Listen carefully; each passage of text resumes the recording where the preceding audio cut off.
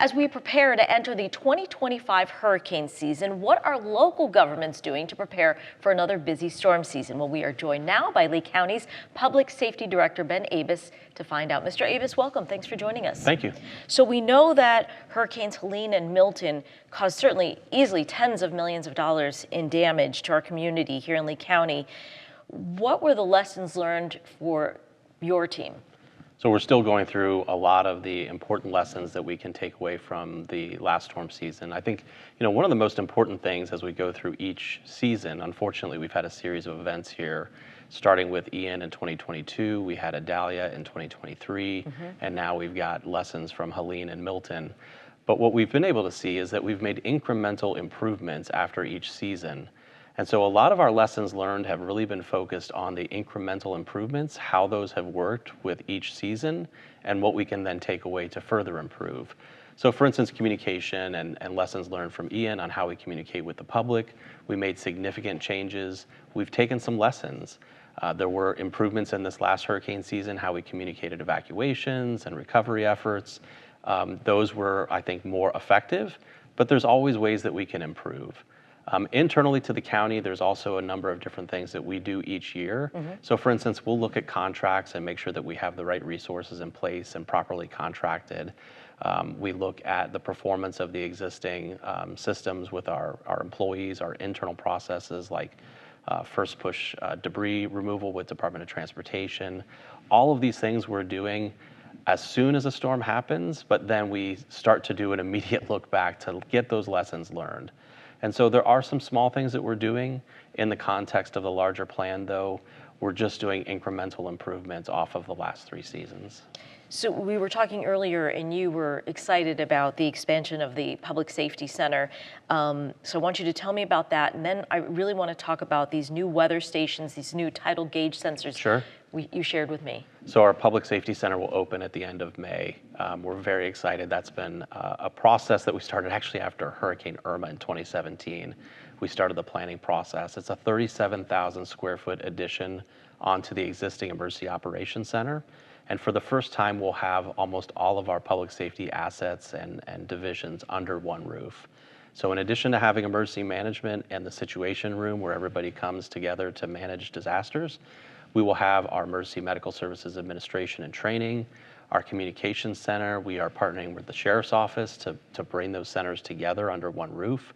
A lot of new technology and a lot of added benefits by having everybody in one space so that we can work better together in blue skies and in gray skies.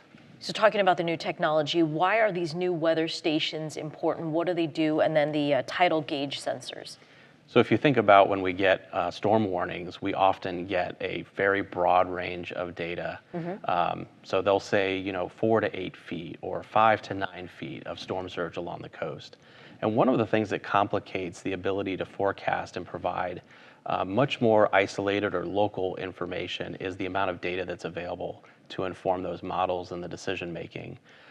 To have the federal government do some of those tidal gauges, those are in some cases many hundreds of thousands of dollars for a single gauge. We were able to partner with a company in Hawaii called Hawaiian, and they make a low-cost tidal gauge that actually uses cellular networks and solar power to provide data. We did our first set of those gauges right before Hurricane Helene. We got some really great information from Helene and then installed more right before Hurricane Milton. And working with Hawaiian and their scientists, we were able to see exactly how the water moved. If you recall, Hurricane Helene moved off the coast, parallel to the coast, where Milton was a landfalling storm to our north. The trajectory of those two storms being different, we could see the differences and the nuance in how the storms are passing by or impacting our area and what that means to the water rise.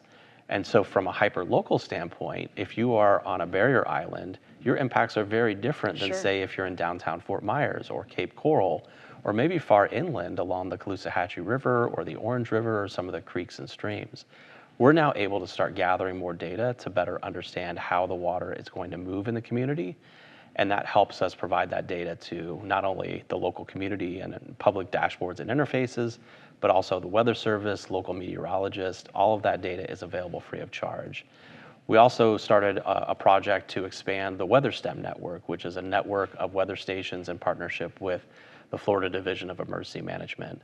Again, the goal of this is that the more data and the more hyper-local data that we have, the better we can then understand what the impacts are and better be positioned to respond to those impacts. So we know the Trump administration has talked about, reducing bloat and waste and has made cuts to NOAA staff, which of course is critical to forecasting storms. And then of course, there have been cuts made to FEMA, which of course are critical in responding to storms. Do you have concerns about how those cuts could potentially impact Southwest Florida? And is it changing anything that you do and how you do it? It's not really changing our posture at all. And I think that's one of the misnomers. FEMA, we may have a representative from FEMA in the Emergency Operations Center before a storm hits. We would certainly have one there after a storm impacts.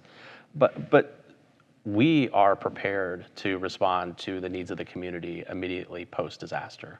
Whether that's a tornado, whether that's a hurricane, whether that's a wildfire, we are positioned here to be able to respond to those challenges. We don't look over to FEMA and ask questions, or Sure. We get feedback on what the federal government is doing, but all of those assets are generally local or regional, and at worst case, we ask the state for assistance through the Florida Division of Emergency Management. With regards to the Weather Service, we've got a great partnership with the Weather Service in Tampa Bay, and of course our relationship with the Hurricane Center over in Miami. They are prepared. They're ready to provide the same forecast support and products that they always do. We just had we have an annual meeting with them and all the local meteorologists. That went very well. So I think we're well prepared going into the storm season. If there were going to be impacts, it would be more, would you expect sort of on the back end in maybe getting reimbursements in cleanup recovery efforts? I think that's where we will see the potential for those cuts or those changes. And it's not necessarily cuts as much as it is strict adherence to the Stafford Act, which is the federal law that defines how the government will assist local communities in their disaster response and recovery. There have been things that have been done in previous years to help better support communities that are in excess of the Stafford Act. But we would expect that going forward that they're going to adhere to the strict requirements of the Stafford Act, which would be a decrease, but it would still be well within what is permitted as far as reimbursements and cost recovery for local governments under that law. I know as you talk about, perfecting your response to storms, we talked about the individual responsibility of homeowners, community members. What can we do better in looking back at lessons learned from Helene and Milton? What can county residents improve on? Well, first of all, I think we need to recognize the great job that the community did last year leading into storm season, and the preparations that the community did for Debbie and for Helene.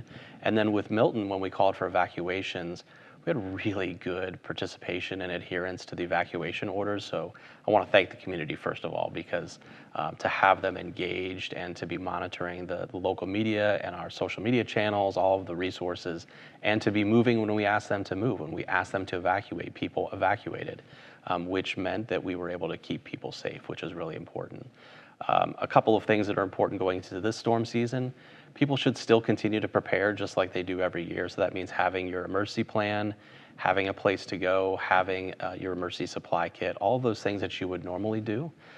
We also want people to know their evacuation zone because, again, we're going to go to the podium and announce evacuations, but you need to know exactly where you are in those evacuation zones. So if we do call for your zone, you're ready to go. And that's really the last thing is, you have to do a little bit of prep in advance of the day that we call for evacuations. And we've tried to announce and at least share when we anticipate doing those evacuation announcements so that way people can do a little bit of prep.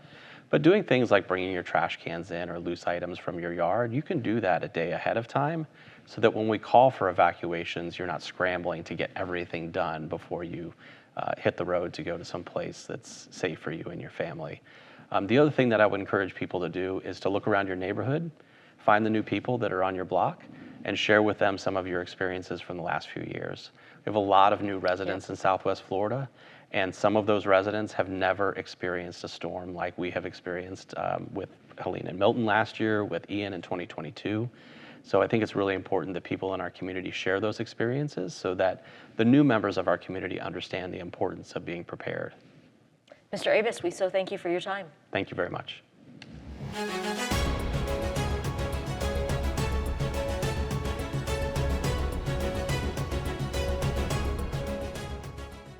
Thanks for watching. We've got more great content for you, from news to the arts to the environment. So be sure to like and subscribe to WGCU's YouTube channel and follow us on our social media platforms for the stories that matter to you.